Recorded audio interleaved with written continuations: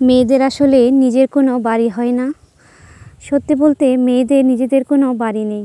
বিয়ের আগে বাবার বাড়ি, আর বিয়ের পর শ্বশুর বাড়ি, বিয়ের পর স্বামীর বাড়ি, এই করে মেয়েদের জীবন। হ্যালো ভিউয়ার্স, আসসালামু আলাইকুম। সবাই কেমন আছেন? আশা করি সবাই ভালো আছেন। আমরা মেয়েরা আসলে একটু অন্যরকম। আমরা জীবনকে মানিয়ে নিতে শিখেছি। জীবনের সাথে মানাতে জীবনের এক পর্যায়ে কখন যে জীবনের সময়গুলো শেষ হয়ে যায় আমরা বুঝতেই পারি না। আমাদের জীবনের লিপিরেখাগুলো অদ্ভুত, তাই না?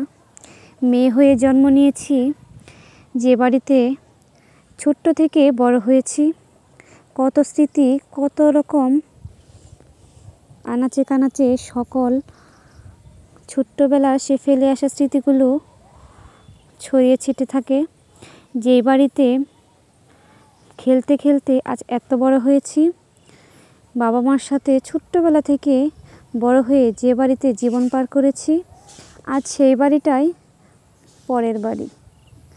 পরের বাড়ি কেন বলছি? কারণ সেটা আমাদের বাড়ি নয়, সেটা আমার বাবার বাড়ি। আমি সেই বাড়ির আজ অতিথি। হ্যাঁ, অনেকদিন পর বাবার বাড়ি যাচ্ছি ঘুরতে। বাবার বাড়ি ঘুরতে যাওয়ার আনন্দটাই একমাত্র মেয়েরাই জানে। মেয়েরা যারা বাবার বাড়ি ঘুরতে যায়, এটার যে কী রকম একটা প্রশান্তি, সেটা একমাত্র মেয়েরাই জানে। বাবার বাড়ি সে ছোট্ট আদরের মেয়েটা, বাবার সে আদরের রাজকন্যাগুলো নিমিষেই কেমন বাবার বাড়ির অতিথি হয়ে যায়। যে বাড়িটা তার আপন ছিল, রক্তের সাথে মিশেছিল, এক সময় যখন সে জোর দিয়ে বলতো এটা আমার বাড়ি, এক সময় সময়ের ব্যবধানে সেই মেয়েটাই বলে এটা আমার বাবার বাড়ি।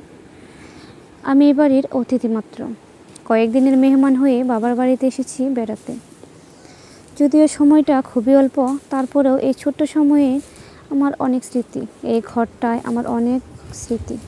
এই যে ছোটো ছোটো কাজ, এগুলো সব কিছুই আমার হাতের কাজের।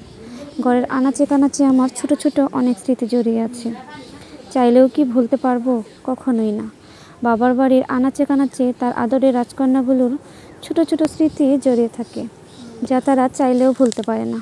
আমিও পারবো না। মেয়ে হয়ে জন্ম নিয়েছি, প্রকৃতির এই অদ্ভুত নিয়ম মেনে চলেই আমাদেরকে চলতে হবে। তাই বলে কি ফেলে আসে সেই স্মৃতিগুলো মুছে ফেলা যাবে? কখনোই না। বাবার বাড়ি আসতে না আসতেই মায়ের দৌড়ঘুর শুরু হয়ে গেছে। এসে দেখি মা সব কিছু রান্নাবান্না করে বসে আছে। আমরা সবাই মিলে বসে পড়লাম খাওয়ার জন্য। এই যে আমার বাবার সেই বাড়িটা।